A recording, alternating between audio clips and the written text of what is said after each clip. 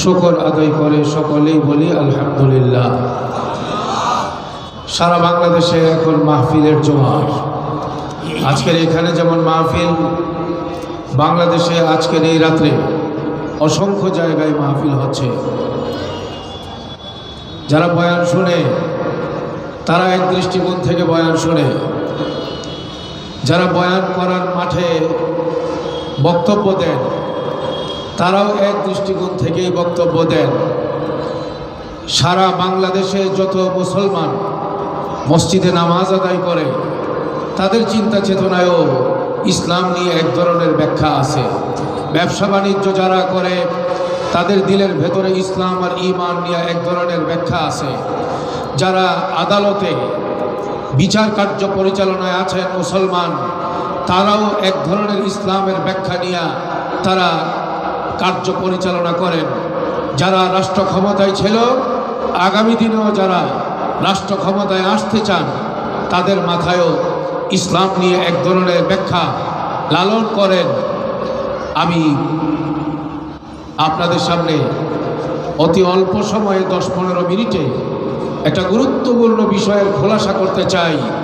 আমাদের এই সমাজে সবাই মানে আল্লাহ এক, আল্লাহকে মানতে হবে, নবীকে মানতে হবে, জান্নাত পাইতে হবে, জাহান্নাম থেকে বাঁচতে হবে, কোরআন মতো চলতে হবে, হাদিস মতো চলতে হবে।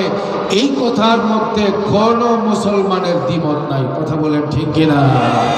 কিন্তু যে মুসলমান বলে আমি আল্লাহ ছাড়া কারো গোলামি করি না, যে মুসলমান বলে আমি নবী ছাড়া কাউকে মানি না, যে মুসলমান বলে ইসলাম ছাড়া কোনো কিছুই বাংলার জমিনে থাকতে দেয়া হবে না, সেই সকল হাজারো লাখো কোটি মুসলমানের জীবনের দিকে তাকাইলে দেখা যাবে নামাজ পড়ে, রোজা রাখে, হজ করে, যাকাত দেয়, কিন্তু সুদের টাকা বাদ দেয় না, ঘুষের টাকা বাদ দেয় না, মদ গাঞ্জা ছাড়ে না, ঘরের মধ্যে পর্দা নাই।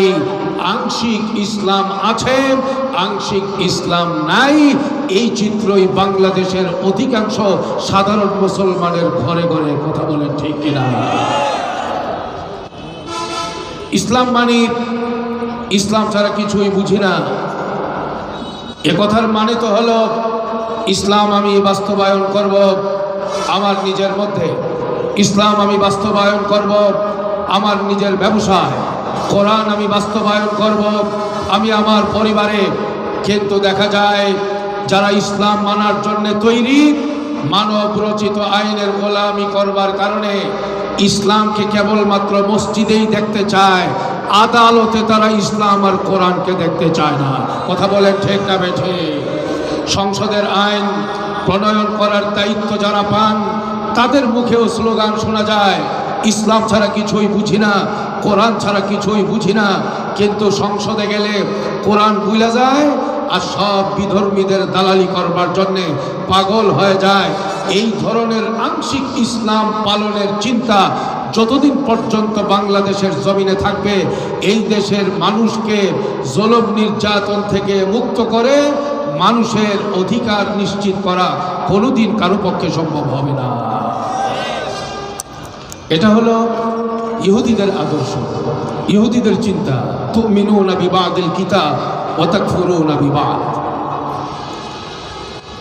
ইহুদিরা কিছু মানত, কিছু ছাড়ত, কিছু মানত, কিছু ছাড়ত, কিছু মানা, কিছু ছাড়া। এটা মুসলমানের আদর্শ না, ইসলামের সাথে যায় না, কোরআনের সাথে যায় না। মুসলমানের ছেলেরা তারা জেনেও করে, না জেনেও করে, গলার মধ্যে স্বর্ণের চেইন লাগায়, হাতের মধ্যে স্বর্ণের আংটি পরে, শাশুড়ি উপহার দিছে তাই মনে করে জায়েজ হয়ে গেছে, শ্বশুর উপহার দিছে মনে করে জায়েজ হয়ে গেছে। মুসলমানের মেয়েরা ছেলেদের পোশাক পরে সিরা হাফ প্যান্ট গায়ের মধ্যে লাগায়, মনে করে ইউরোপ আমেরিকার ছেলে মেয়েরা পড়ে তাই বাংলাদেশের মুসলমানের মেয়েদের জন্য জায়েজ হয়ে গেছে। আংশিক ইসলাম, আংশিক ইহুদিবাদ, আংশিক ইসলাম, আংশিক হিন্দুত্ববাদ, আংশিক ইসলাম, আংশিক খ্রিস্টবাদ, আংশিক ইসলাম আর আংশিক বিধর্মীদের সাথে সাদৃশ্যতা, এটা ইসলাম সমর্থন করে না। দো রঙ্গি ছোড় দো, এক রঙ্গি হো যা। দুই রঙে রঙিন হওয়া ছেড়ে দিতে হবে, এক রঙে রঙিন হতে হবে। সব জায়গায় রং হবে কোরআনের, সব জায়গায় রং হবে আল্লাহর, সব জায়গায় রং হবে নবী রাসূলের, সব জায়গায় রং হবে হাদিসে পাকের, সব জায়গায় রং হবে হাবিবে পাকের 23 বছরের সুন্নতের জিন্দেগি। তাইলে আমি মনে করি, দাবি করতে পারবো আমি সত্যিকারের পূর্ণাঙ্গ মুসলমান। দেখেন, এইরকম একটা চিন্তা নিয়ে হযরত আব্দুল্লাহ বিন সালাম রাদিয়াল্লাহু আনহু নবীজির কাছে হাজির হয়েছেন। তিনি আরজি পেশ করেছেন, ইয়া রাসূলুল্লাহ, আমি তো ইহুদি ধর্মের বড় পণ্ডিত আলেম ছিলাম, দীর্ঘ জীবন আমি ইহুদি ধর্ম অনুযায়ী কাটাইছি। ইসলাম কবুল করার পরে ইসলামের সব আদেশই মানব, কিন্তু শুক্রবারের ইবাদত বন্দেগী করার পাশাপাশি শনিবার দিনটাকেও ইহুদিদের ধর্ম অনুযায়ী পালন করতে চাই। ইয়া রাসূলুল্লাহ, শরীয়তে ইসলামিয়া অনুযায়ী গরুর গোশত আমি খাই, ছাগলের গোশত আমি খাই, মুরগির গোশত খাই, হালাল সব গোশত আমি খাওয়ার জন্য প্রস্তুত আছি। কিন্তু ইসলামে তো উটের গোশত খাওয়াও জায়েজ, উটের গোশত খাওয়া হালাল। ইহুদি ধর্ম অনুযায়ী উটের গোশত খাওয়া হারাম। ইয়া রাসূলুল্লাহ, ইহুদি ধর্মের সাথে আত্মার সম্পর্ক মজবুত হওয়ার কারণে আমি উটের গোশত খাইতে আমি চাচ্ছি না, আপনার কাছ থেকে এজাজত চাইতেছি। ইসলামের কিছু বিধান মানব, ইসলামের কিছু বিধান ছেড়ে দেব, কিছু ইসলামিক আর কিছু ইহুদিবাদী মতাদর্শ আমি আমার জীবনে বাস্তবায়ন করব। এই রকম ফতোয়া নবীজির কাছ থেকে যখন চাইলেন, এজাজত চাইলেন, ইয়া রাসূলুল্লাহ, শুক্রবারও মানব, শনিবারও মানব, সব হালাল গোশত খাবো, তবে উটের গোশতটা ইহুদি ধর্ম মানার জন্য আমি সেটা খাবো না। এই রকম আবদার যখন জানাইলেন, নবীজি নিজের থেকে ফতোয়া দেওয়ার ক্ষমতা রাখেন না। আয়াত নাযিল হয়ে গেছে, ইয়া আইয়ুহাল্লাযীনা আমানু দুখুলু ফিস-সিলমি কাফা, হে ঈমানদার বান্দারা, ইসলামে পরিপূর্ণরূপে দাখিল হও, আংশিক দাখিল হওয়ার কোনো সুযোগ নাই। ইসলাম মানতে হবে পূর্ণাঙ্গভাবে, ইসলাম মানতে হবে সব জায়গায়, ইসলাম মানতে হবে সকল শ্রেণী পেশার মুসলমানকে, ইসলাম মানতে হবে নিজের ইচ্ছা মতের সাথে মিলবে অথবা না মিলবে, হার হালাতে ইসলামকে নিয়েই চলতে হবে। এটাই হইল কোরআনের দাবি, এটা হাদিসের দাবি, এটা আল্লাহর পক্ষ থেকে হুকুম। সেই জন্যে আমি আপনাদের সকলকে জানাতে চাই এই বিষয়টা। আগামীতে যারা ক্ষমতার মস্তদে বসতে চান, কে কোন দল করেন সেটা আপনার ব্যাপার, কিন্তু যখন আপনি ক্ষমতায় আসবেন, আপনি পূর্ণাঙ্গ ইসলাম পালন করেন, সেই দাবিটা তখনই করতে পারবেন দেশের আইন আদালত যদি কোরআন এবং হাদিস অনুযায়ী পরিচালনার দায়িত্ব আপনার কাঁধে নিতে পারেন। সব জায়গায় কোরআন, সব জায়গায় ইসলাম। কে রাজি হবে, কে নারাজ হবে, এই দিন দেখার, এগুলো দেখার চিন্তা ভাবনা বাদ দিয়ে দেন। বহু হালাত আমরা দেখেছি, কখনো ইন্ডিয়াকে আব্বা ডাইকা দেশ চালানোর চেষ্টা করেছে কোনো দল, কেউ আমেরিকাকে আব্বা ডেকে দেশ চালাবার চিন্তা করবে। এগুলোর একটা দিয়াও দেশে পূর্ণাঙ্গ শান্তির সমাজ কায়েম করা সম্ভব হবে না। শান্তির সমাজ কায়েম করা সম্ভব হবে যদি এদেশের মূল আইনের প্রস্তুতির থেকে শেষ পর্যন্ত কোরআনকেই যদি একমাত্র অবলম্বন করা হয়, ইসলামকেই যদি একমাত্র প্রাধান্য দেওয়া হয়। তন্ত্র মন্ত্র সব দেখা শেষ, এখন শুধু ইসলামের বাংলাদেশ দেখার বাকি আছে। কথা বলেন ঠিক না বেঠে?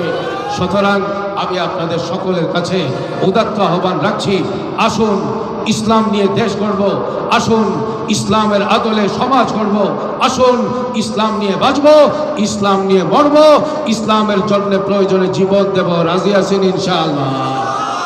সবাই রাজি আছেন ইনশাআল্লাহ? ইসলামের জন্য রক্ত দেওয়ার প্রয়োজন হলে দিবেন ইনশাআল্লাহ, জীবন দেওয়ার প্রয়োজন হলে দিবেন ইনশাআল্লাহ, সারা পৃথিবীর যা কিছু দেওয়ার প্রয়োজন দিতে প্রস্তুত থাকবেন। এই স্লোগান বাংলাদেশের সব জায়গায় শুনি আমি জীবন দেব, আমি রক্ত দেব, আমার টাকা পয়সা সব উজাড় করে দেব ইসলামের জন্যে। কিন্তু সেই ইসলামটাকে গালের মধ্যে বাস্তবায়ন করতে তো টাকা পয়সা লাগে না, দাড়িটা রাখেন, এটার জন্য প্রস্তুত নাই।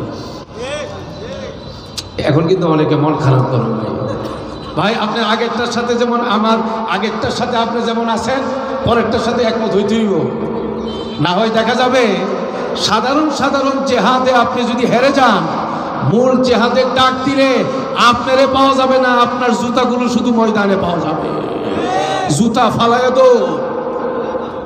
এই জন্যে মূল টাইমে কারে পাওয়া যাবে আর না পাওয়া যাবে, এটার প্রাথমিক পরীক্ষায় পাশ হওয়া লাগবে ভাই। যারা গালের দাড়িগুলো কাটেন, আপনি মশকরার শিকার হবেন, আপনি আপনার বন্ধুদের কাছ থেকে তিরস্কার শুনতে পারবেন, কিন্তু এই তিরস্কারকে যদি জয় করতে পারেন, মশকরাকে যদি জয় করতে পারেন, আর যদি মনের বিরুদ্ধে লড়াই করার এবং সংগ্রাম করার সিদ্ধান্ত নিতে পারেন, আমি মনে করি জিহাদের ময়দানে হাজারো ইসলাম বিরোধী শত্রুকে আপনি একাই কাঁপাতে পারবেন ইনশাআল্লাহ। সেই জন্য আপনাকে আগে প্রস্তুত করতে হবে সাহাবীদের আদলে, প্রস্তুত করতে হবে মুজাহিদিনদের পোশাকে, প্রস্তুত করতে হবে কোরআনে কারীমের তিলাওয়াত দিয়ে। ও ভাই, আমি জিহাদ করব, আমি রক্ত দিব, আমি সব করব, কিন্তু আমি যদি বলি আজকের এখন থেকে মোবাইলে কোনো গানের কোনো কিছুই রাখা যাবে না, দেখা যাবে না, এমনকি যত রকমের সগীরা গুনাহ কবিরা গুনাহ চোখের মাধ্যমে হয় সব বাদ দিয়ে চলতে হবে, তখনই দেখা যাবে আমাদের পরবর্তী জেহাদের আগে প্রথম জেহাদ 1 সেকেন্ডেই শেষ। আজকে আমি চ্যালেঞ্জ দিয়ে বলতে পারি, এই মৌচাকে 1000 বাসা যদি পাওয়া যায়, তল্লাশি করে 1000 বাসার মধ্যে যদি যাচাই করা হয় কারা কারা সকালবেলায় কোরআন শরীফের তিলাওয়াত করে, 1000 বাসা বাড়িতে পাওয়া যাবে। 995টা ঘরে সকালবেলায় পুরা 1 বছরে একদিনও বাবাও কোরআন শরীফ পড়ে না, মাও কোরআন শরীফ পড়ে না, ছেলে কোরআন শরীফ পড়ে না, মেয়ে কোরআন শরীফ পড়ে না। এমনকি 1000 ঘরের মধ্যে যদি চেক করা হয় তাইলে পাওয়া যাবে 1000 ঘরের ভেতরে 900 থেকে 950 ঘর এমন পাওয়া যাইতে পারে যে ঘরগুলোতে নামাজ পর্যন্ত নাই, আস্থা কবরস্থান, ফজরের নামাজ নাই। স্লোগান দিবে জীবন দেব, রক্ত দিব, আরে নামাজ না পড়লে কি এর জিহাদ করবেন আপনি? দাড়ি না রেখে কি এর জিহাদের স্লোগান দেন? আগে তো নফসকে ঠিক করতে হবে ভাই। আমার কথা বুঝতেছেন নি ভাই? হ্যাঁ, নিজেকে ঠিক করবার চিন্তা ভাবনার কথা বললেই তখন মাথার মধ্যে বাড়ি পড়ে। আগে যুবক, আপনাকে বলছি, যুবক ভাই, আপনাকে নিয়ে আপনাকে ভাবতে হবে। আপনার কবরে আপনার মা যাবে না, আপনার কবরে আপনার বাবা বাঁচাতে যাবে না, কিয়ামতের ময়দানে আপনাকে বাঁচাবার জন্য কেউ পাশে দাঁড়াবে না। সেদিন আপনার ঈমান দিয়ে, আপনার আমল দিয়ে, আপনার তাকওয়া দিয়ে, আপনার সুন্নতি পোশাক দিয়ে, আপনার হাবিবে পাকের সুন্নতির জীবনে দিয়ে আল্লাহর রহমতের মাধ্যমে আপনাকে পার হতে হবে। সেই জন্যে আগামী দিনে জিহাদের জন্য প্রস্তুতির জন্য আমরা চলুন যার যার নিজেকে প্রস্তুত করি, করবো ইনশাআল্লাহ। নাম্বার 1, 5 ওয়াক্তের নামাজ মসজিদে গিয়ে জামাতের সাথে আদায় করব। কারা কারা এখন থেকে এই কাজটা করবো? হাত দেখা। আল্লাহ এই হাতগুলোকে নামাজের জন্য কবুল করেন, জামাতের সাথে নামাজ আদায় করবার তৌফিক দান করেন, তাকবীরে উলার গুরুত্ব দিয়ে চলবার তৌফিক দান করেন। হাত নামান।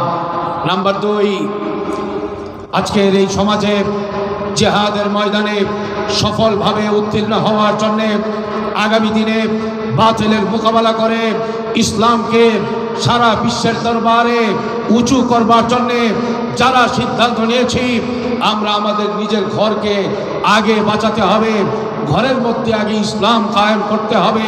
আগামী দিনের ছেলেরা যেন সাহাবাদের নমুনা হয়ে ময়দানে ঝাঁপায় পড়তে পারে, সেই জন্য ঘরকে আমরা কোরআন হাদিসের আলোকে সাজাতে হবে। আমাদের এই দেশে সাধারণ শিক্ষিত মুসলমান, সাধারণ মুসল্লিয়ানে কেরাম যারা নামাজ পড়ে, ওই নামাজি ঘরগুলোতে দেখা যাবে শতকরা 70 থেকে 80 ভাগ নামাজি ঘরের মধ্যে বাবা নামাজ পড়ে, মা মা নামাজ পড়ে, কিন্তু ঘরের মধ্যে শরীয়ত মতো পর্দা নাই। পর্দা, বেপর্দা নামাজি মানুষ আছে না নাই? মা নামাজ পড়ে কিন্তু পর্দা করে না, বাবা নামাজ পড়ে পর্দা করে না, মেয়ে নামাজ পড়ে পর্দা করে না। ভাই, জিহাদ যেমন ফরজ, ঈমান ছাড়া যেমন পরকালে বাঁচা যাবে না, পর্দা করাও ফরজ। পুরুষদের জন্য পর্দা করা ফরজ, নারীদের জন্যও পর্দা করা ফরজ। এই ফরজের বিধান আপনি ছোট করে দেখার সুযোগ নাই। গালের মধ্যে দাড়ি দিয়ে আপনি যে সাচ্চা মুসলমান, আপনি যে নবীর সাচ্চা আশেক, তার প্রমাণ দিতে হবে। এক মুঠ পরিমাণ দাড়ি রাখা, অনেক মানুষ মনে করে এটা মুস্তাহাব, এটা সুন্নত। সহি ফতোয়া হইল এক মুঠ পরিমাণ দাড়ি রাখা বালেগ পুরুষের জন্যে ওয়াজিব। এই এক মুঠের কমে যদি কেউ দাড়ি কাটে কবিরা গুনাহ হবে। এটা খাইতে গেলেও কবিরা গুনাহ হবে, বাথরুমে গেলেও কবিরা গুনাহ হবে, ইস্তেমার মাঠে গেলেও কবিরা গুনাহ হবে, হজ করতে গেলেও কবিরা গুনাহ হবে, উমরা করার তওয়াফের মধ্যেও দাড়ি না রাখার কবিরা গুনাহ হইতেই থাকবে। সেই জন্য ভাই, আজকের এই জায়গায় এটাই আমার আপনাদের প্রতি বার্তা, পূর্ণাঙ্গ ইসলাম কায়েম করার চেষ্টা করা। পূর্ণাঙ্গ ইসলাম যদি আমার মধ্যে এসে যায়, আমার ছেলেদের মধ্যে এসে যায়, আমার পরিবারের মধ্যে এসে যায়, এদেশের যুব সমাজের মধ্যে এসে যায়, আমি মনে করি আগামী দিনে কোনো রকমের রক্তপাত ছাড়াই ইসলাম বিজয়ের মুখ দেখবে এবং বাতিলের যত চেলা চামুন্ডা এমনিতেই লেজ গুটায়া পালাতে বাধ্য হবে। যে কথাগুলো বললাম, আল্লাহ তাআলা আমাদের সকলকে, সব ভাইকে, যুব সমাজকে, নেতৃবৃন্দকে সেই মোতাবেক আমল করার তৌফিক দান করেন। আমিন। ওয়া আখিরু দাওয়ানা আনিল হামদুলিল্লাহি রাব্বিল আলামিন। ওয়াসসালামু আলাইকুম ওয়া রাহমাতুল্লাহি ওয়া বারাকাতুহু।